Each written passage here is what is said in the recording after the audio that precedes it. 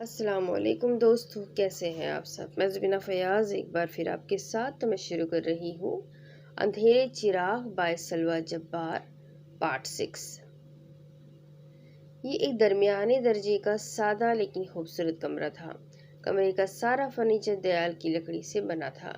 دائیں جانب موجود بڑی سی کھڑکی بادامی رنگ کے دبیز پردوں سے ڈھکی ہوئی تھی، لیکن وہ پردوں کے ساتھ ہی پڑی دو کرسیوں میں سے ایک کرسی پہ بیٹھی پردے کو ہلکا سا ہٹا کر دیوار کی اوٹ سے باہر لان میں کھڑے شاہ میر کو دیکھ رہی تھی۔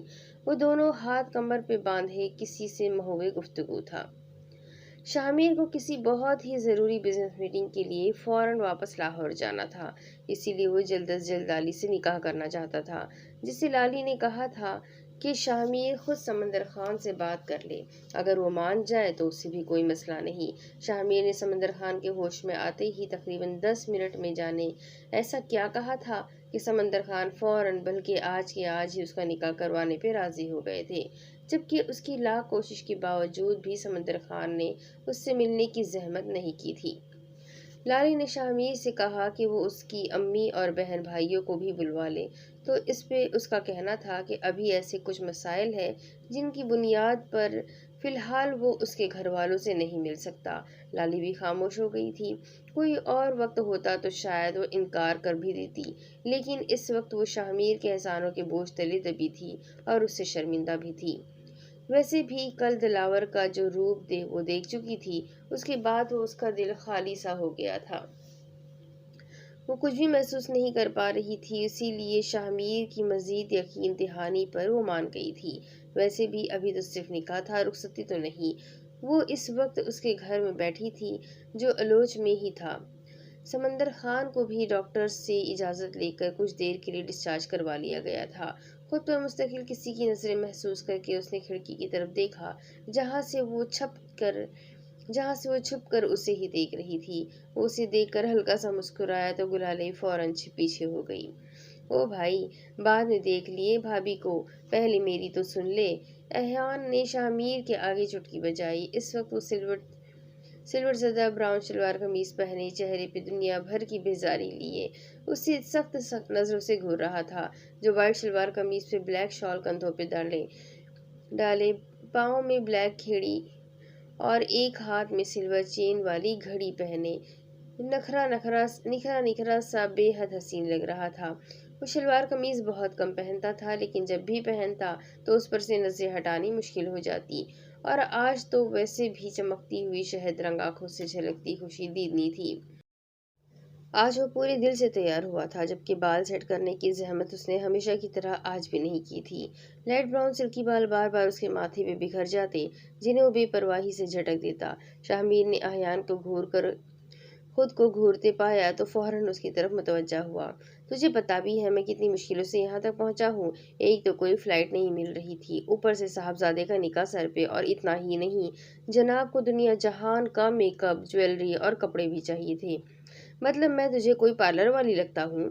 او بھائی، اور بھابھی نے تو ان چیزوں کو ہاتھ بھی نہیں لگایا۔ مجھے اتنی محنت پہ کتنے نفلوں کا ثواب ملا۔ اس نے برا سا منہ بنا کے کہا تو شاہ میر ہنس دیا۔ کوئی بات نہیں یار، دل چھوٹا نہ کر، جا میری طرف سے اپنے لیے بھی میک اپ اور چوڑیاں لے آ۔ احیان اس کی بات پہ صدمے سے اسے دیکھنے لگا، پھر خود بھی ہنس پڑا۔ شاہ میر بہت کم ایسے مذاق کیا کرتا تھا، وہ اس کا موڈ خراب نہیں کرنا چاہتا تھا۔ بیٹا ہنس لے جتنا ہنسنا ہے، جب شادی ہو جائے گی نا تو پھر میں ہنسوں گا تیری حالت پر۔ اس نے آنے والے حالات سے آگاہ کرنا ضروری سمجھا۔ ہاں ہاں دیکھ لیں گے۔ یار ویسے ایک بات کہوں، تیرا سسر نا مجھے کنفرم نشئی لگتا ہے، مطلب نشئی بھی سستے نشے کرنے والا۔ ابھی میں اندر گیا تو مجھ سے سگریٹ مانگ رہا تھا۔ میں نے کہا انکل پہلے ہی پھیپھڑے کٹنے والے ہیں آپ کے، اور ابھی بھی آپ کو سگریٹ چاہیے؟ تو کہتے ہیں بیٹا جب آپریشن ہونا ہی ہے تو کم از کم پھیپھڑے پوری طرح تو خراب ہو۔ یوں آدھے ادھورے آپریشن کا فائدہ؟ وہ اس کی بات پہ کہا لگا کر ہنسا۔ بیٹا انکل سے دوستی کر لے، ویسے بھی تیرا اور ان کا ساتھ بہت آگے تک جانے والا ہے۔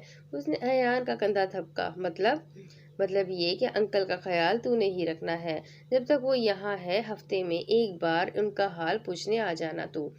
شاہ میر تجھے اللہ کا واسطہ میرے ساتھ یہ نہ کرے، मैं इस खून थूकते अंकल को मजीद बर्दाश्त नहीं कर सकता। अहियान तो उसकी बात पे सदमे से बेहोश होने वाला था। खबरदार जो मेरे ससुर की शान में गुस्ताखी की।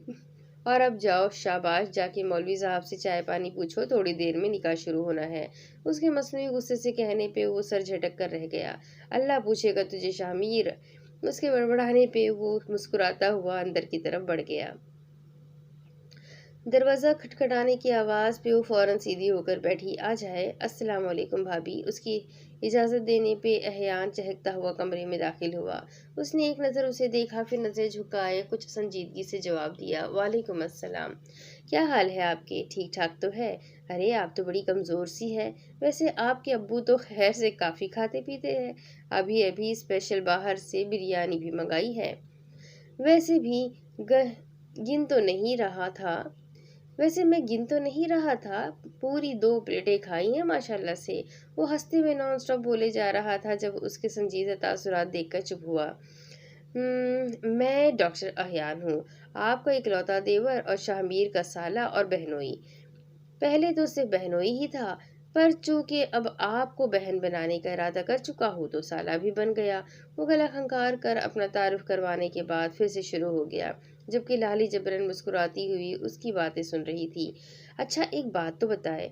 इसकी संजीदगी से पूछने पे लाली ने उसे देखा। जी, ये आपके सगे अब्बू है या आपने इन्हें कचरे के डब्बे से उठाया है?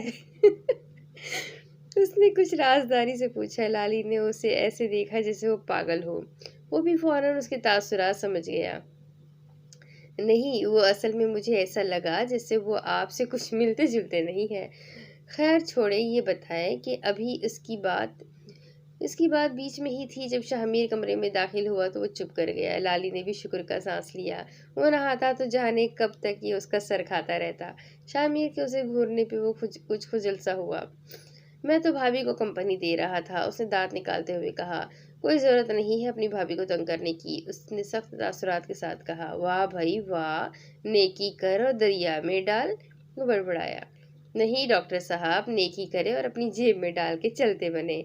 उसने बाजू से पकड़ के उसे उठाया जो लाली की कुर्सी के सामने मौजूद बेड पे बड़े मजे से बैठा था। अरे अरे, ये क्या कर रहा है? मैं नहीं जाने वाला, बल्कि तू निकल यहाँ से। वैसे भी कुछ देर में तेरा निकाह है, भाभी अब मायू बैठेगी। उसने समझदारी का मुजाहरा करना चाहा तो शाहमीर को तब चढ़ी। भाभी के साथ तू भी मायू बैठेगा? लाली इन दोनों को हैरत से देख रही थी। ये तू कहीं से भी शाहमीर का बहनोई नहीं लगता, उसने दिल में सोचा। तुझे क्या तकलीफ है? वो दोनों हाथ कमर पे रखे लड़ाका औरतों की तरह बोला। मुझे तुझसे तकलीफ है, चल निकल यहाँ से। वो उसे बाजू से पकड़ के बाहर निकालने लगा और आखिरकार वो उसे निकालने में कामयाब हो ही गया। उसे निकालने के बाद उसने खटाक से उसके मुंह पे दरवाजा बंद किया। तू सब्र कर, अभी तेरे ससुर से छापा पड़वाता हूँ। वो बाहर से ही बोलता हुआ चला गया। वो कुछ शर्मिंदा सा होकर पलटा और बालों में हाथ फेरते हुए उसे देखा जो उसके अलावा कमरे की हर चीज को गौर गौर से देख रही थी। फर्नीचर बहुत अच्छा है ना? उसने उससे सामने मौजूद ड्रेसिंग टेबल को घूरते देखकर कहा। जी, मुझे लगता है आपको कमरा काफी पसंद आया है, उसने मुस्कुराहट छुपाते हुए कहा। अच्छा है, मेरी मामा का था, उन्होंने अपने हाथों से सेट किया था। वो कुछ अफसरदा सा था। लाली ने सोचा कि उससे इसके मामा बाबा के बारे में पूछे, फिर ये सोचकर चुप हो गई कि अभी सही वक्त नहीं है। आप कुछ खाएंगी? उसने शाइस्तगी से पूछा। नहीं बहुत शुक्रिया। ये अहियान भाई क्या कह रहे थे? उसे खाने से याद आया। उसकी बातों पे ज्यादा ध्यान मत दे, डॉक्टर वैसे ही आधे पागल होते हैं और ये तो पूरा ही पागल है। उसकी बात पे हल्का सा मुस्कुराई। शाहमीर ने बेड पे पड़े बेशकीमती गहरे लाल रंग के लहंगे को देखा जो इतनी अफरा तफरी के बावजूद वो खुद उसके लिए लाया था और अभी कुछ ही देर पहले लाली को पहनने की तलकीन करके गया था, जिस पे वो खामोशी रही थी। अब काफी देर बाद वो आया था तो वो ड्रेस वहीं का वहीं पड़ा था। तो गुलाली, उसने कुछ हिचकिचाते हुए कहा। जी, वैसे तो मैं पहले भी बहुत बार पूछ चुका हूँ, लेकिन इस बार फिर पूछना चाहता हूँ। आप दिल से राजी तो है ना? देखिए, मैं कोई जबरदस्ती का रिश्ता नहीं चाहता। वो कुछ परेशान से लगा। वो कुछ देर उसे देखती रही जो उसके सामने ही कमर पे हाथ बांधे नजरें झुकाए कुछ नर्वस सा खड़ा था। इन चंद दिनों में जो कुछ भी हुआ है मैंने कभी तसव्वुर भी नहीं किया था। सच पूछे तो मैं इस निकाह के लिए बिल्कुल भी तैयार नहीं थी, لیکن شاید قسمت کو یہی منظور ہے۔ میں خود کو تیار کر چکی ہوں، لیکن آپ بار بار پوچھتے ہیں تو میں خود بھی الجھن کا شکار ہو جاتی ہوں، اس نے الجھے ہوئے انداز میں کہا۔ شامیر نے چونک کے اسے دیکھا، پھر جلدی جلدی بولا، نہیں نہیں، آپ زیادہ مت سوچیں، بس جو ہو رہا ہے ہونے دیں، میں مولوی صاحب کو بھیجتا ہوں۔ وہ تیزی سے اٹھ کر پلٹنے ہی لگا تھا جب اس کی آواز پہ رکا شامیر۔ اس نے پلٹ کے حیرت سے اسے دیکھا۔ اس کا نام کتنا پیارا تھا، یہ اسے آج پتا چلا تھا۔ آپ نے بابا کو کیسے منایا تھا؟ اس کی سوئی ابھی تک وہیں اٹکی تھی۔ شامیر کے تاثرات کچھ عجیب سے ہو گئے۔ اسے اپنی اور سمندر خان کی صبح والی گفتگو یاد آئی۔ دیکھو بیٹا، تم مجھے پسند تو بہت آئے ہو، لیکن مسئلہ یہ ہے کہ ہمارے گھر میں اور کوئی کمانے والا نہیں ہے۔ گلالے بھی چلی گئی تو ہمارا کیا ہوگا؟ سمندر خان نے بے شرمی کے سارے ریکارڈ توڑے تھے۔ شامیر نے مرتضیٰ سے اپنی چیک بک منگوائی اور اسی وقت ایک چیک سائن کر کے سمندر خان کو پکڑا دیا۔ یہ بلینک چیک ہے، اس پہ جتنی چاہے رقم لکھ لیجیے گا۔ یہ ہرگز مت سمجھیے گا کہ میں گلالے کے بدلے میں یہ دے رہا ہوں، یہ میں ایک بیٹے کی حیثیت سے آپ کو دے رہا ہوں۔ اس کے علاوہ ایک آدمی آپ کی خدمت میں مامور ہوگا۔ ایک آدمی ہمیشہ آپ کی خدمت میں مامور ہوگا۔ آپ کو کبھی بھی کوئی بھی ضرورت ہوگی، صرف ایک بار کہیے گا، آپ کا کام ہو جائے گا۔ میں صرف آپ کی بیٹی کو اپنی بیوی نہیں بنانا چاہتا، بلکہ میں آپ کا بیٹا بھی بننا چاہتا ہوں، اس نے عاجزی سے کہا۔ سمندر خان نے فوراً وہ چیک اٹھا کر غور سے الٹ پلٹ کر دیکھا، پھر چہرے پہ بڑی سی مسکراہٹ سجائے کہا، بیٹا آپ جب چاہے نکاح کر سکتے ہیں، لیکن انکل میری ایک شرط ہے، اس نے کچھ سنجیدگی سے کہا۔ کیا شرط ہے؟ اب تو اسے ہر شرط منظور تھی۔ گلالے آپ لوگوں سے ساری زندگی نہیں مل سکتی۔ اس کی بات پہ وہ کچھ دیر خاموش رہ گئے۔ وہ کبھی اسے دیکھتا اور کبھی چیک کو، اور آخرکار اس نے غیرت پہ چیک کو ترجیح دی تھی اور اس نے حامی بھر لی تھی۔ دروازہ کھٹکھٹانے کی آواز پہ وہ اپنی سوچوں سے باہر آیا۔ لالی ابھی تک اسے ہی دیکھ رہی تھی۔ وہ نرم مسکراہٹ اس کی طرف اچھالتا پلٹا اور دروازہ کھولا تو سامنے ہی نکاحت زدہ سمندر خان اور فاتحانہ مسکراہٹ لیے احیان کھڑا تھا، جو 2 سگریٹوں کا لالچ دینے کے بعد آخرکار سمندر خان کو لانے میں کامیاب ہو گیا تھا۔ سمندر خان شامیر کو پیچھے کرتا اندر داخل ہوا اور لالی کے سامنے بیڈ پہ جا بیٹھا۔ ارے بھئی، کھڑا کیوں ہے تم؟ آ جاؤ، بیٹھو، اس نے دونوں کو بیٹھنے کا کہا۔ احیان مسکراتا ہوا لالی کے ساتھ والی کرسی پہ آ بیٹھا اور شامیر بس اس سے گھور کے رہ گیا۔ اے بیٹا، نکاح کب شروع ہوگا؟ بس انکل، میں لا رہا ہوں مولوی صاحب کو۔ شامیر کے مؤدب انداز پہ احیان نے اسے بھویں اچکا کر دیکھا اور ساتھ ہی تالیاں بجانے کا اشارہ کیا، جیسے کہہ رہا ہو، واہ کیا اداکاری ہے۔ ارے بیٹا، تم ادھر کیوں کھڑا ہے؟ ادھر آؤ، ہمارا ساتھ آ کر بیٹھو۔ سمندر خان نے شامیر کو اشارے سے اپنے پاس بلایا تو وہ اس کے ساتھ ہی بیڈ پر بیٹھ گیا۔ ماشاء اللہ، ماشاء اللہ، بالکل شہزادے لگ رہے ہو تم۔ اس نے شامیر کے سر پہ ہاتھ رکھا تو وہ بھی تھوڑا جھکا۔ اسی وقت سمندر خان کو شدید قسم کی کھانسی آئی اور وہ شامیر کے منہ کو نشانہ بنا چکا تھا۔ وہ ایک دم پیچھے ہوا تو احیان کہا لگا کر ہنسا۔ کوئی نہیں، منہ دکھائی سمجھ کے رکھ لے، وہ کہہ کر اٹھا اور تیزی سے باہر بھاگ گیا، کیونکہ شامیر سخت تاثرات لیے اس کی طرف بڑھا تھا۔ میں مولوی صاحب کو لے کر آتا ہوں۔ میں مشکل مسکراتا ہوا باہر نکل گیا۔ پیچھے سے سمندر خان اور گلالے بالکل خاموش اجنبیوں کی طرح بیٹھ گئے۔ وہ شیشے کی ٹیبل پہ پڑے سگریٹ کیس سے ایک اور سگریٹ نکال کر اسے لائٹر کے بجائے ہونٹوں میں دبائے سگریٹ سے سلگا کر 2 سگریٹ ایک ساتھ پینے لگا تھا۔ جب کبھی وہ زیادہ پریشان یا بے چین ہوتا تو یوں ہی کیا کرتا تھا۔ اس وقت وہ بڑے سے عالیشان لیونگ روم میں ادھر سے ادھر ٹہلتے ہوئے سگریٹ پہ سگریٹ پھونک رہا تھا، جس کا ثبوت پورے کمرے میں پھیلے سگریٹ تھے۔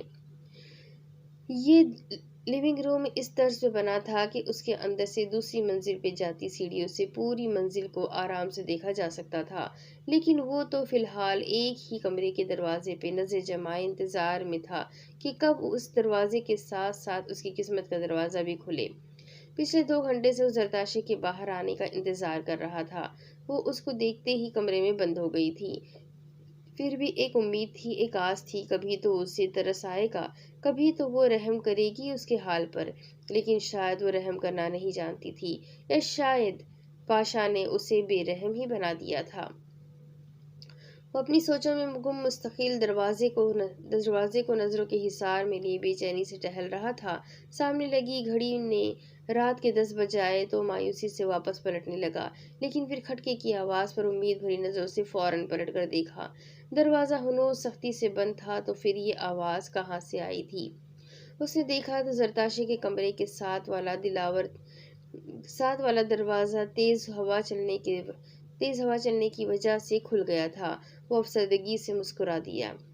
اس کی قسمت میں ابھی یہ مزید آزمائش تھی، ابھی تو اسے اور بہت سے امتحان دینے تھے، ابھی تو بہت کچھ دیکھنا باقی تھا۔ کون آیا ہے؟ کوئی نہیں آیا ہے پاگل، تیز ہوا کے جھونکے سے دروازہ کھلا ہے۔ اچھا یوں ہے، بیکاری میں ذات کے زخموں کی سوزش کو اور بڑھانے، تیز روی کی راہ گزر سے محنت کوش اور کام کے دن کی دھول دھند آئی ہے۔ جانے یہ کس دھیان میں تھا میں، آتا تو اچھا کون آتا، کس کو آنا تھا، کون آتا۔ دوسری طرف گلالی سمندر خان ولد سمندر علی خان، آپ کا نکاح شاہ میر علی خان ولد علی شیر خان سے حق مہر 5 کروڑ روپے سکہ راج الوقت ادا کیا جاتا ہے۔ کیا آپ کو یہ نکاح قبول ہے؟ مولوی صاحب کی آواز پہ اس کے ذہن میں جھماکا سا ہوا۔ شاہ میر علی خان ولد علی شیر خان، علی شیر خان تو چراغوں والی حویلی کے بڑے بیٹے کا نام ہے، تو کیا شاہ میر دلاور کا بھائی ہے؟ وہ اپنی سوچوں میں الجھی خاموش بیٹھی تھی جب سمندر خان نے اسے قبول ہے بولنے کو کہا۔ سمندر خان تو 5 کروڑ حق مہر کا سن کر دنگ ہی رہ گیا تھا۔ قبول ہے، اس نے اپنی سوچوں کو فوراً جھٹکا۔ ضروری تو نہیں کہ یہ وہی علی شیر خان ہو، یہ کوئی اور بھی تو ہو سکتا ہے۔ کیا آپ کو یہ نکاح قبول ہے؟ ایک بار پھر پوچھا گیا۔ قبول ہے۔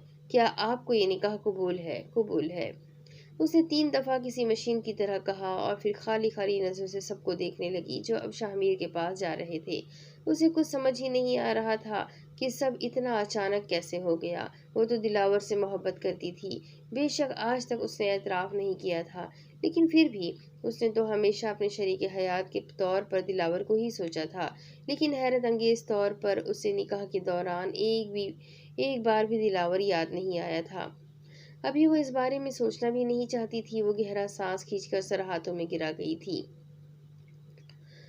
وہ اپنے عالی شان کمرے میں نرم و ملائم بیڈ پہ بیٹھا سامنے لگی بڑی سی LED پہ نیوز دیکھ رہا تھا، جس میں 3 مشہور معروف بزنس مینز کے بے دردی سے قتل ہونے کی خبر آ رہی تھی، اور تینوں کو ایک ہی طریقے سے قتل کیا گیا تھا۔ وہی طریقہ جو میر جاہ کی خاصیت تھی۔ ہر کسی کا شک میر جاہ پہ تھا، لیکن ہمیشہ کی طرح کوئی ثبوت نہیں تھا۔ پاشا سگریٹ کی کش لیتا ہاتھ میں فون پکڑے اس کے بجنے کا انتظار کر رہا تھا۔ وہ جانتا تھا کہ اب کیا ہونے والا ہے۔ اس کی توقع کے عین مطابق فون بجنے لگا، جسے وہ مسکراتے ہوئے صرف دیکھتا رہا۔ دوسری کال پہ اس نے فون کان سے لگایا۔ کیسے ہو میرے شیر؟ اس نے خوشگوار انداز میں پوچھا۔ کال کیوں نہیں اٹھا رہے تھے آپ؟ دوسری طرف میر جاہ کا لہجہ سرد تھا، مصروف تھا۔ اس نے بے پرواہی سے کہا۔ نیوز دیکھی؟ پاشا نے فخریہ انداز میں پوچھا، جیسے بہت بڑا کارنامہ سر انجام دیا ہو۔ دوسری طرف خاموشی چھا گئی۔ پھر کچھ دیر بعد اس کی دھیمی مگر سنجیدہ آواز ابھری۔ آپ کیوں کرتے ہیں ایسا؟ کیونکہ مجھے مزہ آتا ہے۔ جب لوگ مجھ سے زندگی کی بھیک مانگتے ہیں تو میری روح میں سکون اترتا ہے، مجھے اپنا آپ سب سے طاقتور محسوس ہوتا ہے۔ کیوں میر جاہ، تمہیں مزہ نہیں آتا کیا؟ وہ اپنی ہی بات پہ محفوظ ہوتے ہوئے بولا۔ آپ کا ضمیر آپ کو ملامت نہیں کرتا؟ جانے کیوں وہ آج کچھ اداس سا لگ رہا تھا۔ نہیں میر جاہ، میرا ضمیر مر چکا ہے، اب مجھے ملامت کرنے والا کوئی نہیں ہے۔ اس نے اپنے بالوں میں ہاتھ پھیرتے ہوئے ہنکارا بھرا۔ آخر کبھی تو آپ کے دل میں رحم آتا ہوگا، کبھی تو سوچا ہوگا کہ کیا کر رہے ہیں آپ اور کیوں کر رہے ہیں آپ؟ کیوں ہے ایسے پاشا؟ آخر کیوں؟ اپنی اسی طاقت اور پیسے کا استعمال آپ لوگوں کی بھلائی کے لیے بھی تو کر سکتے ہیں۔ پاشا اس کی بات پہ بے اختیار کہا لگا کر ہنسا۔ تم کتنی اچھی باتیں کرتے ہو نا میرے شیر، تمہاری باتیں سن کر دل کرتا ہے سب کچھ چھوڑ چھاڑ کے مسجد کا امام بن جاؤں۔ پھر یاد آتا ہے کہ میں کون ہوں تو ہنسی آتی ہے تمہاری باتوں پر۔ کاش کہ تم جان پاتے پاشا اتنا برا نہیں تھا۔ وہ غمگین مسکراہٹ لیے بول رہا تھا، لیکن لہجہ بالکل عام سا تھا۔ میں برا نہیں تھا میر جاہ، کوئی بھی ماں کے پیٹ سے برا نہیں ہوتا، لوگ برا بننے پہ مجبور کرتے ہیں، اور پتہ ہے کیا؟ میں نے اچھے لوگوں سے سیکھا کہ برا بننا کیوں ضروری ہے۔ کچھ دیر کے توقف سے وہ بولا، لوگ اتنے بھی برے نہیں ہوتے پاشا کہ انہیں مار ہی دیا جائے۔ میر جہاں نے کچھ جتانا چاہا، پتہ نہیں، پر میری انسانوں کے ساتھ نہیں بنتی، مجھے وہ اچھے نہیں لگتے، شاید مجھے شیطان ہونا چاہیے تھا۔ میری ماں کہتی تھی کہ پاشا اگر تمہارے ساتھ جنم ہوتے تو اگلے 6 جنموں میں تم نے شیطان ہی بننا تھا۔ وہ ہلکا سا ہنسا، شاید صحیح ہی کہتی تھی وہ۔ میرجا کو بھی اس پہ غصہ تھا، ہمیشہ ہر غلط کام پاشا کرتا اور نام میرجا پہ آ جاتا، وہ نہ چاہتے ہوئے بھی مجرم بن جاتا تھا۔ ہاں شاید، وہ ہنوز مسکرا رہا تھا۔ خیر چھوڑو ان باتوں کو، میں خود بھی تمہیں کال کرنے ہی والا تھا، آخر کو مبارکباد جو دینی تھی، ہماری بیٹی کی شادی ہو گئی ہے، نازنین کو میری طرف سے مبارکباد دینا۔ اس کی بات پہ دوسری طرف خاموشی چھا گئی، گہری خاموشی جس سے پاشا بے حد محفوظ ہوا۔ خیر مبارک، وہ کچھ دیر بعد سنبھل کے بولا، مجھے پہلے بتا دیتے تو میں اسے دعائیں دینے آ جاتا اور خود اپنے ہاتھوں سے رخصت کرتا۔ آج میرجا کو سمجھ آیا تھا کہ پاشا اس مقام تک کیسے پہنچا۔ بلا شبہ وہ کوئی عام آدمی نہیں تھا۔ اس کی بات پہ خاموشی رہا۔ چلو کوئی بات نہیں، پھر کبھی صحیح۔ ٹھیک ہے پاشا، میں ابھی تھوڑا مصروف ہوں، پھر بات ہوگی۔ پاشا اس کے لہجے کا اتار چڑھاؤ بخوبی محسوس کر رہا تھا۔ ٹھیک ہے میرے شیر، اس نے کہہ کر فون بند کر دیا۔ وہ کمرے میں داخل ہوا تو سمندر خان اور احیان کو کہے لگاتے دیکھ کر مایوسی سے سر ہلایا۔ یار تمہارے سسر تو بڑے خوش اخلاق ہیں، ان سے ہی کچھ سیکھ لو۔ احیان نے اس کو بیٹھتے دیکھ کر اس کے ازلی سنجیدہ چہرے پہ چوٹ کی تو وہ رسماً مسکرایا۔ احیان تم ذرا باہر جاؤ، مجھے انکل سے کچھ بات کرنی ہے۔ اس کے سنجیدہ انداز پہ وہ اسے تنگ کرنے کا ارادہ ترک کرتے سر ہلاتے ہوئے اٹھ کر باہر چلا گیا۔ ہاں بیٹا، کیا ہوا، خیریت تو ہے؟ سمندر خان نے فکر مندی سے پوچھا۔ دیکھیں انکل، مجھے گھما پھرا کر بات کرنے کی عادت نہیں ہے۔ مجھے خبر ملی ہے کہ میرے بزنس پارٹنرز میرے پیچھے سے کمپنی کو نقصان پہنچا رہے ہیں، اسی لیے مجھے جلد از جلد لاہور واپس جانا ہوگا۔ اس کے بعد شاید میں کبھی یہاں واپس نہ آؤں، اس لیے میں چاہتا ہوں کہ آپ ابھی گلالئی کی میرے ساتھ رخصتی بھی کر دے، کیونکہ میں ابھی کچھ دیر میں لاہور کے لیے نکل جاؤں گا۔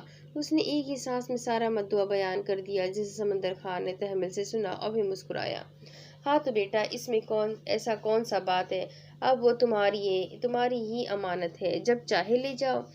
لیکن انکل، مجھے لگتا ہے شاید گلالئی اس بات پہ راضی نہیں ہوگی، وہ لالی کو لے کر فکر مند تھا۔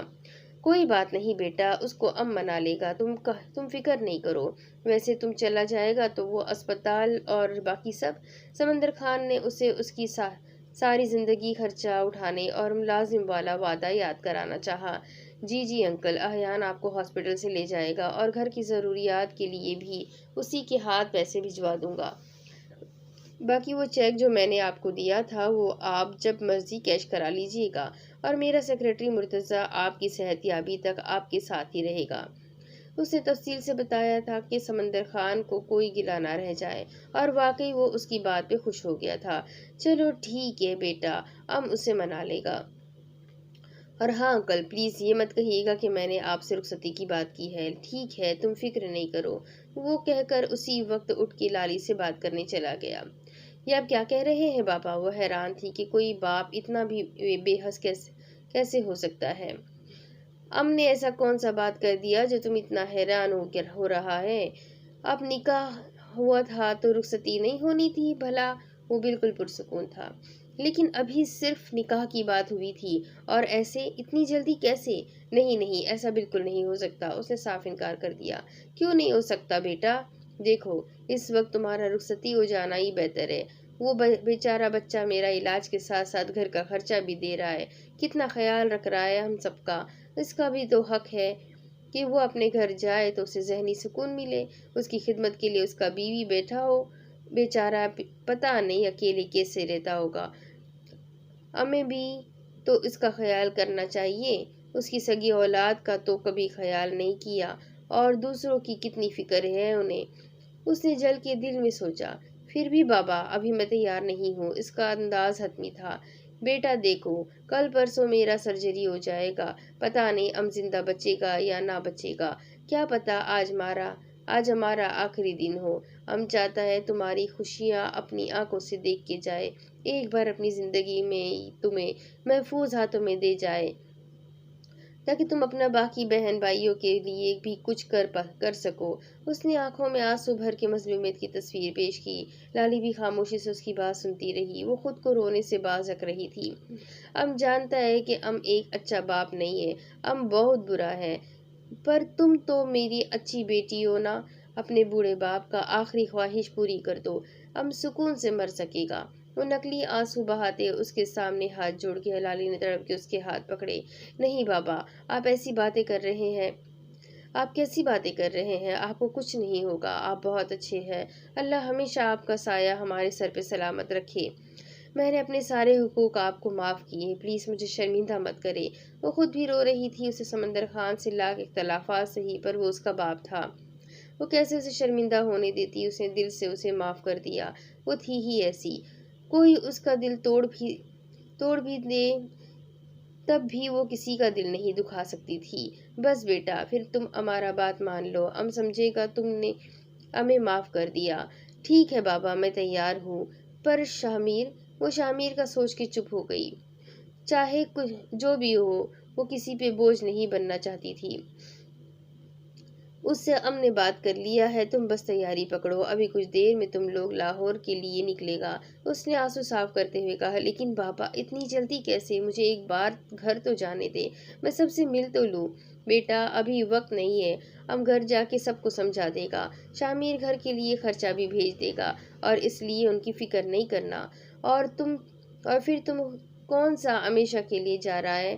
شامیر تمہیں ملوانے لاتا رہے گا۔ لیکن اے نا، تم فکر کیوں کرتا ہے؟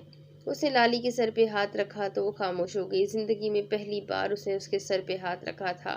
باپ کے پرشفقت انداز پر وہ اندر تک سرشار ہو گئی تھی۔ ٹھیک ہے بابا، وہ ہلکا سا مسکرا کے مان گئی۔ وہ ہمیشہ کی طرح اپنی چادر کے پلو کو انگلیوں میں لپیٹتی نروس سی کبھی شامیر کو دیکھ رہی تھی تو کبھی کھڑکی سے باہر آتے رن وے کو۔ اس وقت وہ دونوں جہاز میں بیٹھے تھے۔ شامیر پرسکون سے کھڑکی والی سائڈ پہ بیٹھا تھا، جبکہ لالی کھڑکی سے حد الامکان دور ہونے کی کوشش کر رہی تھی۔ وہ جانتی تھی کہ جہاز ٹیک آف ہوتے ہی اس کی چیخوں سے ہلنے والا ہے۔ اسے اونچائی سے بہت ڈر لگتا تھا۔ یہ الگ بات تھی کہ اس کا گھر پہاڑوں میں واقع تھا۔ شامیر جانتا تھا کہ ایسا کچھ ہوگا، اسی لیے اس نے ایگزیکٹو کلاس کی ساری ہی سیٹیں بک کروا لی تھی۔ وہ اسے اپنے چارٹرڈ طیارے میں لے جانا چاہتا تھا، مگر فی الحال وہ اسے کسی کی نظروں میں نہیں لانا چاہتا تھا۔ لالی کل رات کو بہت تھک گئی تھی، تبھی اس نے آج شام کو نکلنے کا ارادہ کیا تھا، لیکن اس دوران بھی اسے گھر نہیں جانے دیا تھا، بلکہ وہ دونوں سمندر خان کو ہاسپٹل چھوڑنے کے بعد شامیر کے اروج والے گھر ہی آ گئے تھے۔ جہاز ٹیک آف ہونے کی اناؤنسمنٹ ہونے لگی تو وہ دل ہی دل میں جانے کون سی دعائیں پڑھنے لگی۔ شامیر اسے گہری نظروں سے دیکھ رہا تھا، جو اس کے بے حد اصرار کے بعد اس کے لائے گئے بلیک لانگ فراک اور چوڑی دار پاجامے میں تھی۔ اس پہ اپنی کالی چادر لپیٹے سادہ سی اس کے دل میں اتر رہی تھی۔ اسے خود کو دیکھتا پا کر شامیر نے فوراً نظروں کا رخ موڑا۔ شامیر! اس کی ڈری ہوئی آواز پہ اس نے چونک کے دیکھا۔ یہ گر تو نہیں جائے گا نا؟ اس نے ایک نظر دوڑا کر تصدیق چاہی۔ شامیر اس کی بات پہ مسکرایا۔ جہاز اڑنے کے لیے ہوتا ہے، گرنے کے لیے نہیں۔ اس نے اسے کسی چھوٹے بچے کی طرح سمجھانا چاہا۔ اور اگر اڑتے اڑتے گر گیا تو؟ اسے اس کی بات پہ یقین نہیں آ رہا تھا۔ میں نے سنا تھا پریاں اڑ سکتی ہے، اس لیے آپ کو فکر کرنے کی ضرورت نہیں ہے۔ فکر تو مجھے کرنی چاہیے، اس نے مصنوعی پریشانی سے کہا۔ مجھے ڈر لگ رہا ہے، وہ اس کی بات نظر انداز کرتے ہوئے بولی۔ کس سے؟ جہاز سے؟ اس نے انگلیاں چٹکاتے کچھ شرمندہ سا ہو کے کہا۔ وہ پہلی بار جہاز میں بیٹھی تھی، اس لیے ڈرنا تو فطری بات تھی، لیکن وہ اپنا ڈر شامیر کے سامنے ظاہر کرتے ہوئے شرمندہ ہو رہی تھی۔ شامیر اس کی کیفیت کو سمجھتے ہوئے چہرے سے بلیک ماسک اتار کے تھوڑا سا اس کی طرف جھکا۔ ایک راز کی بات بتاؤں؟ اس نے رازداری سے کہا تو لالی نے اسے سوالیہ نظروں سے دیکھا۔ مجھے بھی ڈر لگ رہا ہے۔ کس سے؟ اس نے الجھ کے پوچھا۔ جہاز سے، اس نے کندھے اچکائے۔ آپ کو کیوں؟ آپ پہلی بار تھوڑی بیٹھے ہیں۔ میں پہلی بار ہی تو بیٹھا ہوں، وہ اس کی شرمندگی کم کرنے کو بولا۔ لیکن آپ تو بزنس مین ہیں نا، اور امیر بھی ہے۔ اسے حیرت ہوئی تھی کہ اتنا بڑا اور امیر بزنس مین پہلی بار جہاز میں بیٹھ رہا تھا۔ ہاں، تو امیر ہونے کا مطلب یہ تھوڑی ہے کہ میں ہر وقت جہاز بنا رہوں۔ उसने बुरा सा मुंह बना के कहा। फिर लाली की दबी दबी हंसी पे अपनी बात पे गौर किया। मेरा मतलब था कि हर वक्त जहाज में बैठा रहूं। उसने फौरन तस्दीक की। जहाज आहिस्ता आहिस्ता रनवे पे दौड़ना शुरू हुआ तो उसका दिल भी 120 की स्पीड पे दौड़ने लगा। उसने फौरन अपने मुंह पे दोनों हाथ रखे तो शाहमीर ने दिलचस्पी से उसे देखा। फिर उसके दोनों हाथ पकड़ के चेहरे से हटाए। ये क्या कर रही है? मुझे डर है कहीं मेरी चीखों से ये जहाज गिर ना जाए। इट्स ओके, मुझे भी डर लग रहा है। मिल के चीखें मारेंगे। उसने अपनी चौड़ी हथेली उसके आगे फैलाई तो लाली ने कुछ झिझक के उस पे अपना नाजुक हाथ रख दिया। जहाज टेक ऑफ होने पे वो चीखने की तैयारी पकड़ ही रही थी जब शाहमीर उसे कंधों से पकड़ के उठाता अपनी सीट पर बिठा के खुद उसकी सीट पे बैठ गया और उसके कानों पे हेडफोन्स लगा के गाना चला दिया। उसने लाली का चेहरा पकड़ के खिड़की की तरफ मोड़ा तो उसने डरते डरते बाहर देखा, लेकिन फिर नीचे नजर आते नज़ारे को देखकर मबहूत रह गई। हल्के हल्के बादलों के बीच से नजर आते सब्ज बुलंद दुबाला पहाड़ जिनकी चोटियां बादलों में गुम हो रही थी, लेकिन फिर भी उसे अपना आप उनसे ऊपर महसूस हो रहा था। लाल डोरियों वाले नारंगी सूरज से निकलती गर्म लेकिन आंखों को ठंडक बख्शती धूप दूर तक फैली हरियाली को अपनी लपेट में लिए हुए थी। थोड़ा मजीद ऊपर जाने पे बड़े बड़े पत्थरों को चीरता दरियाए सिंध का छोटा सा हिस्सा नजर आया जो हल्के नीले और हरे इम्तिजाज के साथ सूरज की बदौलत हल्की सी नारंगी आमेज़श में भी लिए हुए था। लोगों के बड़े बड़े घर जो उसे अपनी पहुंच से दूर नजर आते थे आज बहुत छोटे लग रहे थे। उसे लग रहा था जैसे वो उन पहाड़ों की पहली बार देख रही हो। शाहमीर का हाथ थामे वो सारे डर खौफ भुलाए इस मंजर में खो गई थी। साथ ही साथ उसके कानों में गूंजते गाने के अल्फाज उसे अलग ही जहां में ले गए थे। कभी कभी मेरे दिल में ख्याल आता है, कभी कभी मेरे दिल में ख्याल आता है कि जैसे तुझको बनाया गया है मेरे लिए। तो अब से पहले सितारों में बस रही थी कहीं, तुझे ज़मीं पे बुलाया गया है मेरे लिए। कभी कभी मेरे दिल में ख्याल आता है। उसने जीप से निकल कर आंखों से सनग्लासेस उतार कर इर्द गिर्द का जायजा लिया। फिर बुरा सा मुंह बना के शाहमीर के बताए गए घर की जानिब बढ़ा। मैं इस शाहमीर के ही काम करते करते बूढ़ा हो जाऊंगा। वो बड़बड़ाते हुए दरवाजे के पास पहुंचा और दरवाजा पीट डाला। किसे मौत पड़ गई है जो दरवाजा तोड़ने खड़ा हो गया है? भाई एक ही बार हथौड़ा मार के तोड़ दो, इतनी मुशक्कत क्यों करनी? अंदर से किसी लड़की की तेज आवाज सुन के वो हैरान हुआ। ऐसे कौन बोलता है? दरवाजा खुलने पे उसने सामने देखा जहाँ एक छोटी सी 16-17 साल लड़की गुस्से से कमर पे हाथ रखे उसे देख रही थी। भाई मेरे पाँव में पहिए नहीं लगे जो आपने ये दरवाजा पीट डाला, उसने कड़े तेवरों से उसे घूरते हुए कहा। वो समझ गया ये लाली की बहन है, उनकी शक्ल बहुत मिलती थी। अस्सलाम वालेकुम बाजी, वो गड़बड़ा के जल्दी में गलत बात बोल गया जिसका एहसास उसे अगले चंद सेकंड्स में ही हो गया। अल्लाह माफ करे, बाजी होंगे आप? आपको शर्म नहीं आती? दिन दहाड़े मोहल्ले के बीचों बीच अपने से 30 साल छोटी लड़की को बाजी कहते? मैं आपको बाजी नजर आती हूँ? वो लाल बब्बू का चेहरे से एक ही सांस में सब बोल गई थी। अहियान ने हैरत से उसे देखा जो उसे खुद से 30 साल बड़ा बना चुकी थी। नहीं नहीं सॉरी, मैं बाजी नहीं कहना चाहता था, वो असल में छोटी बहना, मैं शाहमीर का दोस्त हूँ। आपकी अम्मी से ज़रूरी काम था। वो फौरन बोला कि कहीं वो उसके मुंह पे दरवाज़ा ही बंद ना कर दे। कौन शाहमीर? वो समझ गई थी लेकिन फिर भी तस्दीक चाहिए। मेरा दोस्त शाहमीर। भाई, आप मेरे बचपन के भाई तो हैं नहीं जो मुझे आपके दोस्तों की लिस्ट मालूम हो। वो आपकी सिस्टर है ना? क्या नाम था उनका? वो फूलों जैसे नाम था कोई उनका जिससे निकाह हुआ था ना कल, मैं उसका दोस्त हूँ। उसने अटकते हुए वजाहत की। अच्छा, शाहमीर भाई के दोस्त हैं आप? लाली पहले ही मैसेज पे उसे सारी सूरत हाल से आगाह कर चुकी थी जो उसने बड़ी मुश्किलों से सकीना बेगम को भी समझा दी थी। जी जी बिल्कुल। नाम क्या है आपका? उसने दरवाजे में ही खड़े उससे तफ्तीश शुरू कर दी। डॉक्टर अहयान, उसने मुस्कुराकर जवाब दिया। आप डॉक्टर हैं? उसने ऊपर से नीचे तक अहयान को देख के हैरत से पूछा, जो कल वाले सिल्वर ज़दा शलवार कमीज बिखरे बालों और सुर्ख आंखों के नीचे हलकों के साथ डॉक्टर कम और मरीज ज्यादा लग रहा था। कल से वो बेचारा शाहमीर के कामों में उलझा हुआ था। क्यों, लगता नहीं हूँ क्या? उसने कुछ खुजल सा होकर पूछा। नहीं, उसने साफ गोई का मुजाहरा किया जिस पे उसका मजीद मुंह बन गया। फिर क्या लगता हूँ? उसने डरते डरते पूछा। क्या पता अब वो कौन सा इंकशाफ करती। रहने दे, मैंने बताया तो आप बुरा मान जाएंगे। उसे उससे ऐसे ही जवाब की उम्मीद थी। आपकी अम्मी कहाँ है? اس نے گل کے اوپر سے اندر جھانکنے کی کوشش کی۔ وہ سو رہی ہے، ان کی طبیعت ٹھیک نہیں ہے، آپ مجھے بتا دیں۔ ایان نے ہاتھ میں پکڑا لفافہ اس کی طرف بڑھایا۔ وہ یہ پیسے بھجوائے تھے آپ کی بہن نے۔ اس نے بہن کا لفظ استعمال کیا تاکہ اسے برا نہ لگے۔ جی ٹھیک ہے، بہت شکریہ۔ وہ لفافہ پکڑ کے دروازہ بند کرنے لگی جب ایان نے مظلومیت کے سارے ریکارڈ توڑتے ہوئے مسکین شکل بنا کے پوچھا، چھوٹی بہنا، چائے مل سکتی ہے ایک کپ؟ وہ مختلف ہوٹلوں کی رنگ برنگی چائے پی کے تنگ آ گیا تھا۔ جی مل تو سکتی ہے، اگر آپ خود بنا لیں۔ اس نے ایک ایبرو اچکا کے اسے کہا، جس پہ ایان نے واپسی میں ہی آفس جانی۔ نہیں جی، بہت شکریہ، اب میں چلتا ہوں۔ اس لفافے میں ایک کارڈ بھی ہے، اس پہ شاہ میر کے سیکرٹری کا اور شاہ میر کا نمبر ہے۔ آپ کو کسی بھی چیز کی ضرورت ہو تو وہاں رابطہ کر سکتی ہے۔ وہ مایوسی سے کہتا پلٹ گیا تو گل کندھے اچکا کر دروازہ بند کرتی اندر چلی گئی۔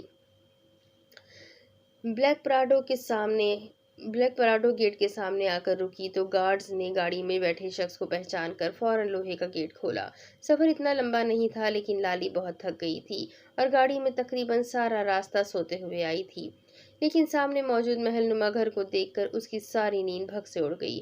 گاڑی ماربل کی روش پہ سست روی سے چل رہی تھی۔ یہ روش لوہے کے گیٹ سے بنگلے کے پورچ تک جاتی تھی۔ یہ تقریباً 10 کنال پہ محیط اور 2 منزلہ سفید رنگ کا عالیشان بنگلہ تھا جس کے ارد گرد نہ ختم ہونے والا لان پھیلا ہوا تھا۔ لالی کو تو ایسا ہی لگا کہ وہ ختم نہیں ہونے والا۔ پورے لان میں مختلف قسم کے درخت اور پھول لگے ہوئے تھے۔ ایک طرف سفید ماربل کے 3 فاؤنٹین اور دوسری طرف لکڑی کا گزیبو بھی موجود تھا۔ پورے لان میں مختلف جگہوں پر لکڑی کی میز اور کرسیاں پڑی تھی۔ لالی مبہوت سی وہاں موجود ایک ایک چیز کو دیکھ رہی تھی۔ رات کا وقت ہونے کی وجہ سے پورا بنگلہ روشنیوں میں نہایا ہوا تھا۔ ایسا ہوٹل تو میں نے کبھی ٹی وی میں بھی نہیں دیکھا، اس نے دل میں سوچا۔ گاڑی سست روی سے چلتی پورچ میں آ کر رکی جہاں پہلے سے 2 ہیوی بائکس اور 3 گاڑیاں کھڑی تھی۔ شاہ میر گاڑی پارک کر کے اترا اور اس کی طرف کا دروازہ کھول کے ہاتھ بڑھایا جسے تھام کر وہ باہر نکلی۔ آپ نے تو کہا تھا گھر جا رہے ہیں، پھر ہوٹل کیوں لے آئے؟ اس نے ہچکچاتے ہوئے پوچھا۔ شاہ میر اس کی بات پہ ہلکا سا ہنس دیا۔ یہ ہوٹل نہیں ہے میڈم، آپ کا گھر ہے۔ اس کے کہنے پہ لالی نے حیرت سے اسے دیکھا اور پھر پورے بنگلے پہ نظر دوڑائی۔ اس محل کو وہ اس کا گھر کہہ رہا تھا۔ آئیے آپ کو آپ کا گھر دکھا دوں۔ وہ اس کا ہاتھ پکڑے اندر داخل ہوا تو لالی ایک بار پھر سوچنے پہ مجبور ہو گئی کہ یہ گھر ہے یا سچ کا محل۔ بڑا سا ہال نما لیونگ روم ڈارک بلو اور گولڈن امتزاج سے سجایا گیا تھا جس کے بیچوں بیچ ڈارک بلو لیدر کے صوفے اور ان کے اوپر بڑا سا گولڈن جگمگاتا ہوا فانوس تھا۔ مختلف قسم کی یہ پینٹنگز اور قیمتی واز سے پورا کمرہ بھرا پڑا تھا۔ میرا خیال ہے آپ تھک گئی ہیں، گھر کل دیکھ لیجیے گا۔ اس نے سوالیہ انداز میں اسے دیکھا۔ نہیں کوئی بات نہیں، میں ٹھیک ہوں، وہ جلدی سے بولی، پھر شاہ میر کے مسکرانے پہ کچھ شرمندہ سی ہوئی۔ آ جائے پھر۔ وہ اس کا ہاتھ پکڑے اسے لے کر دائیں طرف موجود دروازہ کھول کے اندر داخل ہوا۔ یہ غالباً ڈرائنگ روم تھا جسے کوئی اور آف وائٹ کلر سے سجایا گیا تھا۔ کافی اور آف وائٹ کلر سے سجایا گیا تھا۔ یہاں ایک بڑا سا آتش دان بھی لگا تھا۔ پھر وہ اسے دوسرے کمرے میں لایا جہاں ہوم تھیٹر تھا۔ اس کے ساتھ اسٹڈی روم کا دروازہ تھا جو اسٹڈی روم کم اور لائبریری زیادہ لگ رہی تھی۔ وہاں دنیا جہاں کی کتابیں موجود تھی۔ اسٹڈی روم کو ڈارک گرین اور براؤن کلر سے سجایا گیا تھا۔ ایک ایک کر کے اس نے اسے پورا بنگلہ دکھایا۔ وہ جو بھی چیز دیکھتی پچھلی کو بھول جاتی۔ اتنا بڑا اور عالیشان گھر وہ پہلی بار دیکھ رہی تھی۔ اس نے ایک بات نوٹ کی تھی کہ ہر کمرہ پچھلے والے سے مختلف تھا۔ چند کمرے چھوڑ کر اس نے اسے پورا بنگلہ دکھایا تھا۔ ان کمروں کو اس نے بعد میں خود سے دیکھنے کا فیصلہ کر لیا تھا۔ دوسری منزل پہ موجود گرے اور بلیک کلر سے سجے اپنے کمرے کو دیکھنے کے بعد اس نے سامنے پڑے صوفے پہ بیٹھے شاہ میر کو سرد آہ بھر کے دیکھا۔ شاہ میر، وہ کمرے کے بیچوں بیچ کھڑی تھی۔ جی، آپ کیا کام کرتے ہیں؟ اب وہ واقعی جاننا چاہتی تھی کہ وہ کیا بزنس کرتا ہے۔ وہ اس کی بات پہ قہقہا لگا کے ہنسا۔ میں بہت سارے کام ایک ساتھ کرتا ہوں، اس نے کچھ سوچتے ہوئے کہا۔ یہ گھر واقعی آپ کا ہے یا مجھے امپریس کرنے کے لیے چند دن کرائے پہ لیا ہے؟ اس نے ارد گرد کا جائزہ لیتے ہوئے کہا۔ ہر چیز یہاں رہنے والے کے اعلیٰ ذوق کا ثبوت تھی۔ آپ کو امپریس کرنے کے لیے مجھے گھر لینے کی ضرورت نہیں تھی، وہ تو آپ پہلے ہی مجھ سے امپریس ہو چکی تھی۔ وہ نرم مسکراہٹ اس کی طرف اچھالتا ہوا اٹھا۔ ड्रेसिंग रूम में आपकी ज़रूरत का सारा सामान है। मेकअप वगैरह का मुझे ज़्यादा पता नहीं, लेकिन फिर भी जो हो सका मैंने फ़ोन पे ही अपने वर्कर्स से कहकर मंगवा लिया था। आप फ्रेश हो जाए, मैं खाने का कहकर आता हूँ। वो बाहर निकल गया और पीछे से पूरे कमरे में गोल गोल घूमकर वो बेड पे धड़ाम से गिर गई। काश तुम यहाँ होती, गोल्लू अफसरदगी से बोली। वो किसी किताब का मुताला करने में मसरूफ था जब दरवाज़ा नॉक होने की आवाज़ पे उसने हाथ में पकड़ी किताब साइड पे रखी। आ जाए। शाज़मी ने हाथ में मिठाई का बड़ा सा टोकरा उठाए कमरे में दाखिल हुई और दिलावर के सामने बेड पर आके बैठ गई। यार भाई, ऐसी आला मिठाई जिंदगी में नहीं खाई कसम से। वो बड़ा सा गुलाब जामुन मुंह में रख के फंसी फंसी आवाज में बोली तो दिलावर उसके अंदाज पे हंस दिया, फिर उसके सर पर चपत लगाई। ये मिठाई किस खुशी में है? खुदा न खास्ता मैट्रिक तो पास नहीं कर लिया। वो उसे चिढ़ाने के लिए बोला। अरे नहीं नहीं भाई, अभी तो रिजल्ट में बहुत वक्त पड़ा है। ये तो मैं गुल से मिलने गई थी ना, वहां से लाई हूँ। उसने मजे से एक और गुलाब जामुन खाते हुए बताया। गुल तो पहरी उसकी इकलौती दोस्त थी। गुल, उसने सोचने वाले अंदाज में कहा। हाँ, वो जो ट्यूशन पढ़ाने आती थी ना, गुलालई, उनकी छोटी बहन। मेरी दोस्त है ना वो। बड़ी मुश्किलों से छुपते छुपाते गई थी, वरना बीजान को पता चलता तो गई थी काम से। उसने झरझरी लेकर कहा। अच्छा, क्या हुआ? कहीं रिश्ता तो तय नहीं हो गया उस पागल लड़की का? गुल का चेहरा उसकी आंखों के सामने आया। उसका तो नहीं, अलबत्ता उसकी बहन का जरूर हो गया है, और रिश्ता नहीं, शादी, उसने मजे से बताया। पहले तो दिलावर को उसकी बात समझ नहीं आई, और जब आई तो उसे अपनी समातों पे यकीन ही नहीं आया। क्या क्या मतलब? शाज़मीन ने हैरत से उसे देखा, जिसकी ज़बान लड़खड़ा रही थी। क्या मतलब का क्या मतलब? लाहौर का कोई बहुत अमीर कबीर बिजनेसमैन है, उसे लाली पसंद आ गई थी तो उसने रिश्ता भेजा। वो गुल के बाबा को लंग कैंसर है ना, उनकी सर्जरी भी होने वाली है, इसलिए सादगी से निकाह करके साथ ही रुखसती भी कर दी। वैसे गुल बता रही थी बहुत खूबसूरत और अमीर लड़का है, उसने पूरे गांव में ये मिठाई बंटवाई है शादी की खुशी में। उसने तफसील से बताया। दिलावर हौक बना उसे सुन रहा था। ऐसा कैसे हो सकता है? अभी चंद दिन पहले की ही तो बात थी जब वो उसके सामने खड़ी उसे शिकवे कर रही थी। इतनी जल्दी वो कैसे बदल गई? इतनी जल्दी उसका दिल कैसे बदल गया?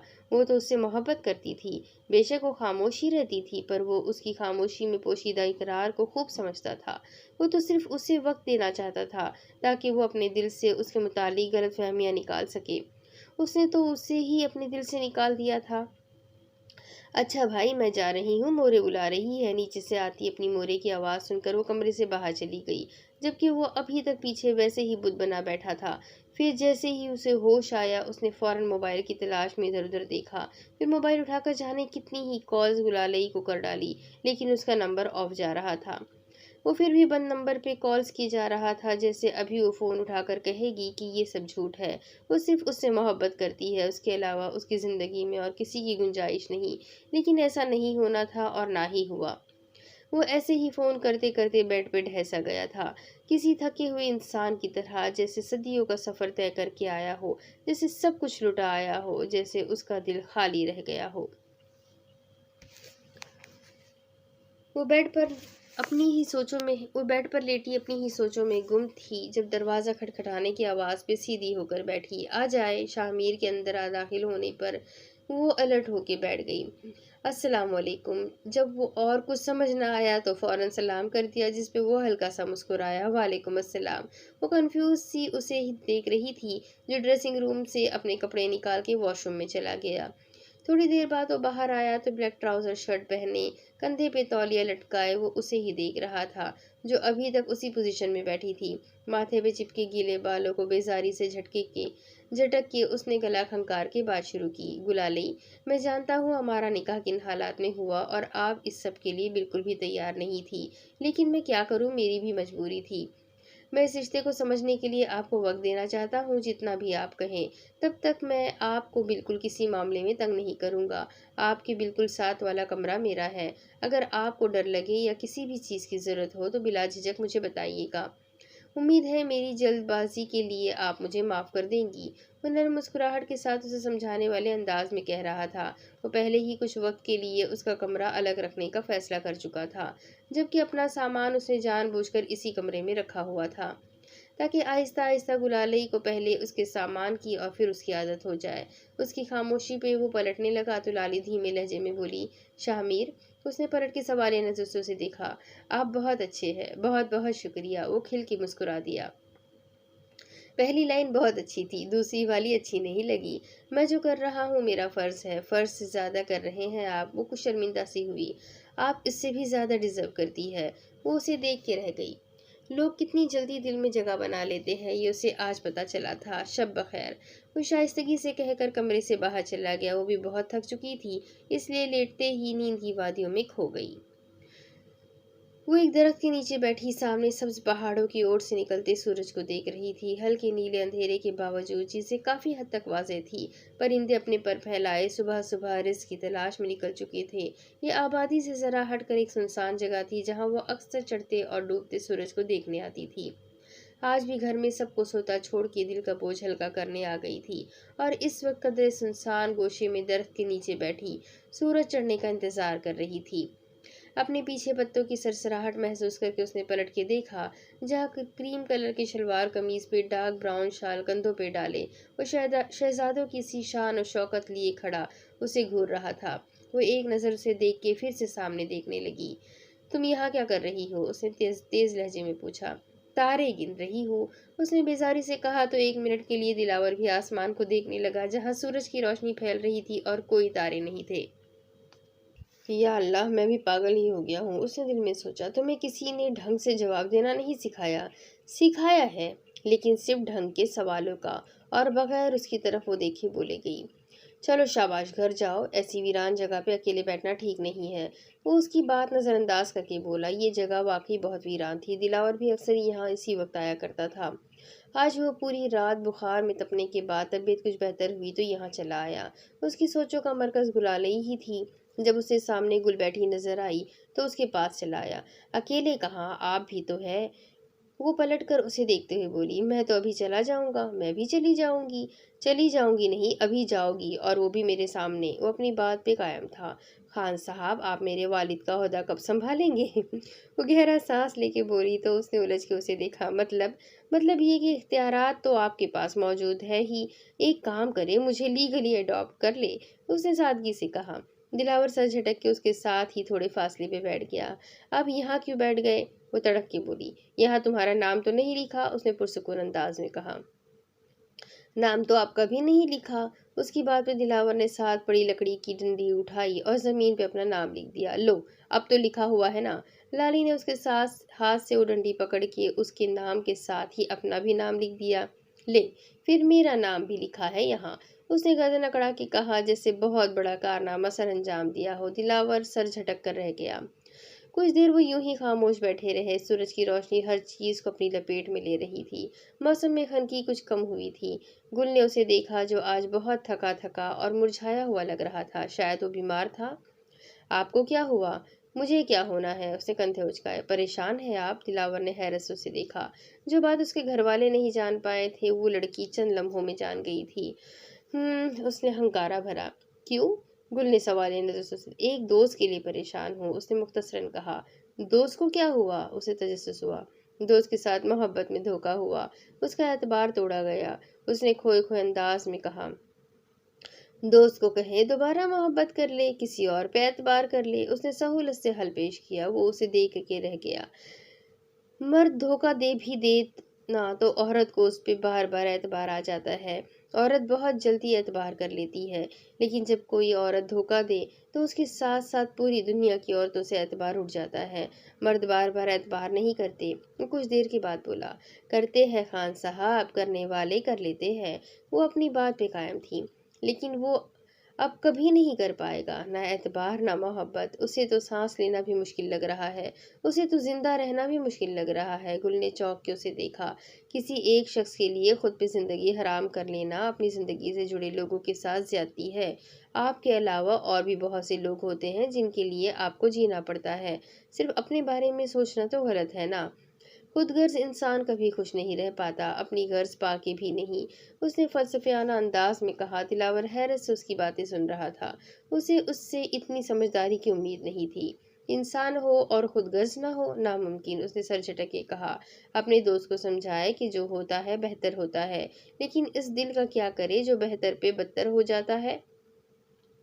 न जाने वो उससे इतने सवाल क्यों कर रहा था, शायद इसलिए क्योंकि वो जवाब दे रही थी। दिल को काबू में रखना चाहिए वरना काम खराब हो जाते हैं। दिल काबू में आ जाए तो और क्या चाहिए, उसने सरगोशी नुमा आवाज में कहा। घर में सब कैसा है? वो गुलाले के बारे में पूछना चाहता था लेकिन पूछ नहीं पा रहा था। घर तो खाली खाली हो गया है जब से लाली की शादी हुई है, वो उदासी से बोली। दिलावर का हला खुश हो गया। तो यानी ये सच था? अभी तक उसे उम्मीद थी कि शायद ये सब झूठ हो। कौन है वो? वो बमुश्किल जबान की लड़खड़ाहट पे काबू पाके बोला। जब अब्बू की तबीयत अचानक खराब हुई थी तो उन्होंने हमारी बहुत हेल्प की थी। पूरी पूरी रात जाग के अब्बू का ख्याल रखते थे। फिर उन्होंने लाली का रिश्ता मांगा तो मोरे और अब्बू फौरन राजी हो गए क्योंकि रिश्ता अच्छा था। लाहौर में बिजनेस है उनका, बहुत प्यारे भी है माशाल्लाह। बस फिर निकाह के साथ रुखसती भी कर दी। लाली भी खुश है। आखिरी बात उसने यूं ही कह दी और उसकी यूं ही की गई बात दिलावर के दिल को छन्नी कर गई। वो गहरा सांस लेके बालों में हाथ फेरने लगा।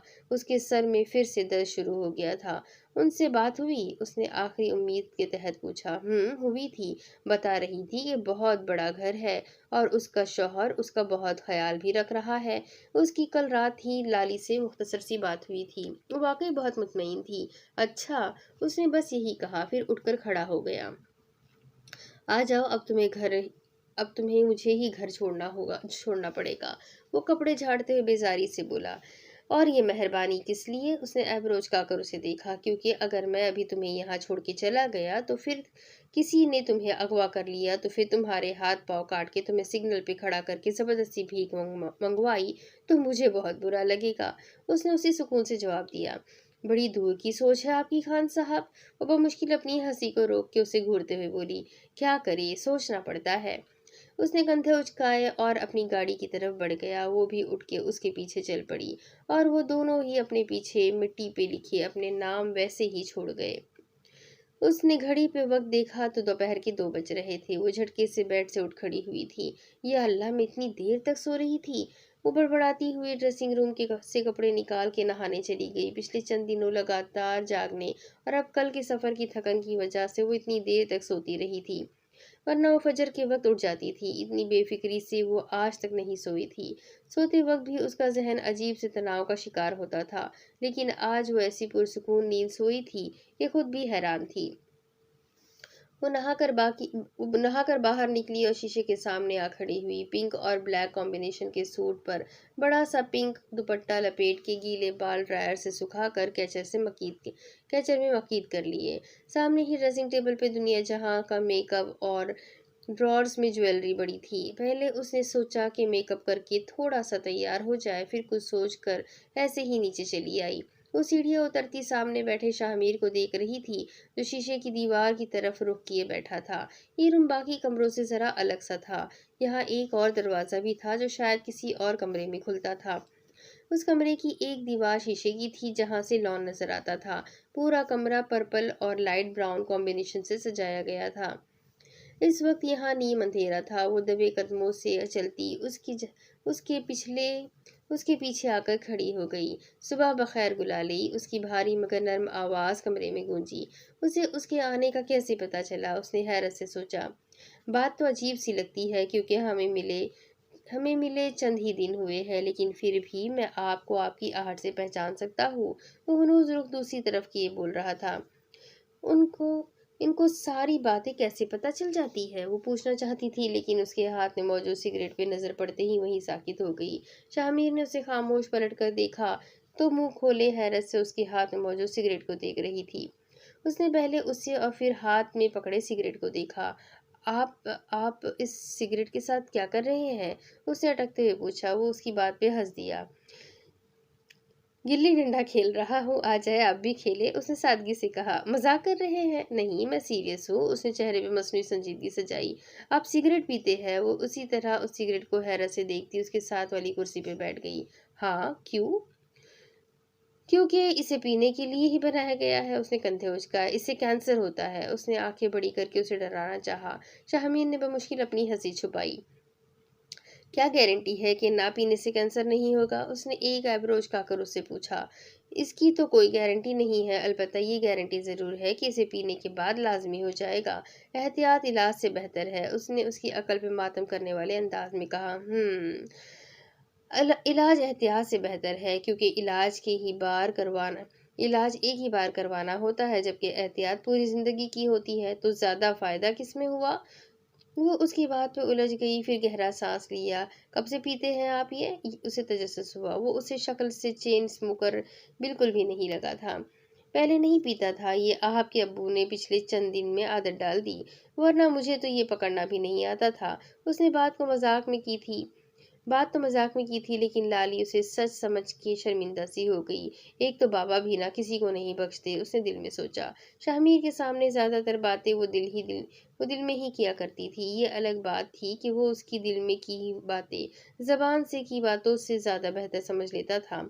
अभी वो दिलचस्पी से उसके चेहरे के उतार चढ़ाव देख रहा था। बाबा कैसे हैं? उसने बात बदलने को कहा।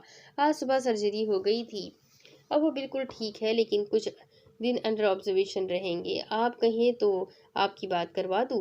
वो सिगरेट का गहरा कश लेते हुए बोला। नहीं, अभी नहीं, रेस्ट करने दे, मैं बाद में बात कर लूंगी। उसने बेजारी से सिगरेट के धुएं को देखा। शामिर, एक बात पूछूं?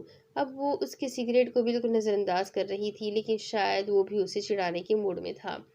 एक सिगरेट खत्म होने पे उसने दूसरा सिगरेट केस से निकाल के सुलगा लिया। वो उसे देख के रह गई। जी पूछे, आपने मेरे लिए इतना सब कुछ क्यों किया? वो कब से दिल में उठता सवाल पूछ बैठी। उसकी बात पे वो खुल के मुस्कुरा दिया। क्योंकि मुझे आपसे पहली नज़र में मोहब्बत हो गई थी, और अब तो आदत भी हो गई है। उसने साफ गोई का मुजाहरा किया। लाली को उससे ऐसे जवाब की तौका नहीं थी। वो सर झुकाकर दबीज कालीन को घूरने लगी। पहली नज़र में मोहब्बत कैसे हो जाती है? कुछ देर बाद उसने खोए खोए लहजे में पूछा। इस बात पे तो मैंने गौर नहीं किया। वो उसकी बात पे उलझ गया। उसे सिर्फ इतना पता था कि वो उससे मोहब्बत करता है। कब, कैसे और क्यों, इसके बारे में सोचना उसने गवारा नहीं किया था। शक्ल से? उसने सवालिया नजर उसे देखा। हाँ, शक्ल से ही होती होगी। उसका दिमाग इन चीजों में बिल्कुल भी नहीं चलता था। ये कैसी मोहब्बत है जो शक्ल से होती है? वो उसके जवाब पे मुतमईन नहीं हुई थी। मोहब्बत तो उसे भी दिलावर से थी, लेकिन अब तो उसे वो मोहब्बत एक बार भी याद नहीं आई थी। क्या पहली नजर की मोहब्बत इतनी कमजोर होती है? वो दिल ही दिल में खुद से मुखातिब थी। शाहमीर कुछ देर खामोशी से सोचता रहा, फिर उसे देखकर बोला।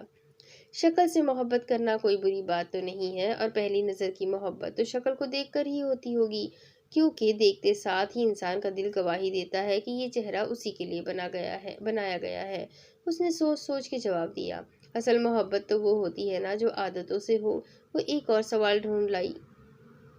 हाँ, होती है, लेकिन वो मोहब्बत ज़रा आहिस्ता आहिस्ता होती होगी। पहली नज़र की मोहब्बत तो शक्ल से ही होती है।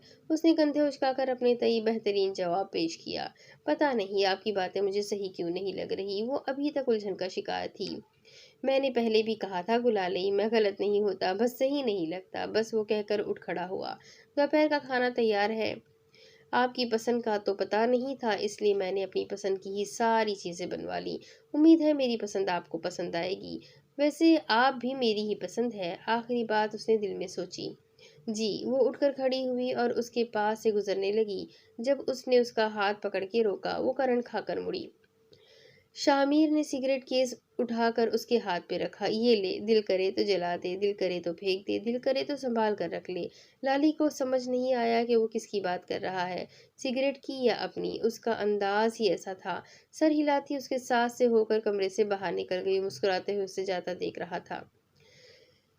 वो चाय का कप पकड़े लॉन में टहल रही थी जब उससे अपने पीछे किसी की मौजूदगी का एहसास हुआ। उसने पलट कर देखा तो अहियान उसके पीछे एन एन पीछे खड़ा उसके हाथ में पकड़े चाय के कप को देख रहा था। अस्सलाम वालेकुम। नाज ने फौरन से सलाम किया। वालेकुम अस्सलाम। वो चाय का कप उसके हाथ से पकड़ के सामने रखी कुर्सियों की तरफ बढ़ गया। वो मेरी चाय है, नाज़नीन ने दुहाई दी। मौसम बहुत अच्छा था, इसीलिए वो अपने लिए बहुत दिल से चाय बनाकर अभी अभी लॉन में आई थी। वो उसके साथ आकर कुर्सी पे बैठी और उसके हाथ से अपना कप लेना चाहा। जिस चीज को हम हाथ लगा ले, फिर कोई और उसे हाथ नहीं लगा सकता। उसने शाहाना अंदाज में गर्दन अकड़ाकर कहकर کب پیچھے کیا؟ کیوں؟ آپ کوئی زہریلی ناگن ہے جو پھر کوئی اس چیز کو ہاتھ نہیں لگا سکتا؟ اس نے اسے گھورتے ہوئے کہا۔ احیان کو چائے پیتے پیتے اچھو لگا۔ یہ زہریلی ناگن تمہارا شوہر ہے؟ اس نے یاد کروانا چاہا۔ زبردستی کا شوہر ہے، اس نے فوراً تصحیح کی۔ تمہاری قسمت ہی خراب تھی، میں کیا کروں؟ اس نے کندھے اچکا کر کہا تو وہ ہنس دی۔ کہاں تھے آپ 3 دن سے؟ وہ اسے کسی ضروری کام کا کہہ کر شاہ میر کے بلانے پہ پورن چلا گیا تھا اور سمندر خان کی سرجری ہونے کے بعد ہی واپس آیا تھا۔ دوسری بیوی کے گھر چکر لگانے گیا تھا، اس نے بے پرواہی سے کہا۔ اسے امید تھی کہ ناز اس بات پہ غصہ کرے گی، پر وہ اسے سکون سے بیٹھی دیکھ رہی تھی۔ کیا ہوا؟ اسے حیرت ہوئی۔ سوچ رہی ہوں کہ آپ سے کس عقل کی اندھی نے دوسری شادی کر لی، اس نے اوپر سے نیچے تک احیان کو دیکھ کے کہا۔ تمہیں کیا پتا تمہارے شوہر پہ ڈاکٹر نیا مرتی ہے؟ اس کی بات میں ناز نے اسے دیکھا جو اس وقت نیوی بلو شلوار قمیض میں ملبوس تھکا تھکا لیکن خوبرو لگ رہا تھا۔ پھر ان ڈاکٹرنیوں کا علاج کیا آپ نے؟ ویسے ان کی آنکھیں خراب تھی یا دماغ؟ ناز نے افسوس سے اپنے چائے کے کپ کو دیکھا جسے اب وہ خالی کر چکا تھا۔ ان کی قسمت خراب تھی جو مجھ جیسا حسین و جمیل اور ہونہار نوجوان ان کے ہاتھوں سے نکل گیا۔ وہ پھر سے اپنی تعریفیں کرنے لگا۔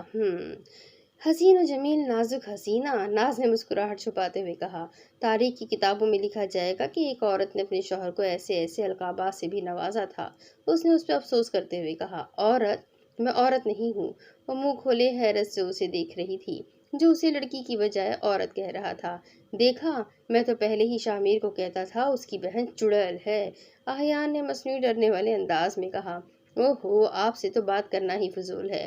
وہ اٹھ کر اندر چلی گئی۔ اس نے بھی اسے نہیں روکا، ابھی تو اس نے ناز کو سرپرائز بھی دینا تھا۔ دوسری طرف وہ باغ میں دلیر اور دمیر کو کھیلتے دیکھ رہی تھی جب کسی کی نظروں کو خود میں محسوس کر کے ارد گرد دیکھا۔ سامنے ہی کچھ دور ایک ادھیڑ عمر لیکن پرسنیلیٹڈ آدمی اسے ٹکٹکی باندھے دیکھ رہا تھا۔ اس نے کاٹن کی شلوار قمیض پہ شال کندھوں پہ ڈال رکھی تھی اور بڑی بڑی مونچھوں تلے لبوں میں سگریٹ دبائے چہل قدمی کر رہا تھا۔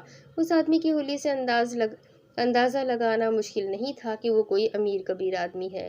ایک اور آدمی اس کے ساتھ ہاتھ باندھے کھڑا تھا جو شاید اس کا ملازم تھا۔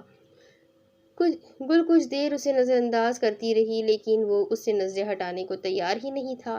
آخر تنگ آ کر اس نے اس آدمی کی آنکھوں میں دیکھتے ہوئے منہ میں بڑبڑاتے ہوئے اسے کئی گالیوں سے نوازا، پھر دلیر اور دمیر کو لے کر باغ سے نکل گئی۔ وہ اس کی اس حرکت پہ قہقہا لگا کر ہنس دیا اور پھر اپنے ساتھ کھڑے آدمی سے کہا، اس لڑکی کا پتہ کرواؤ۔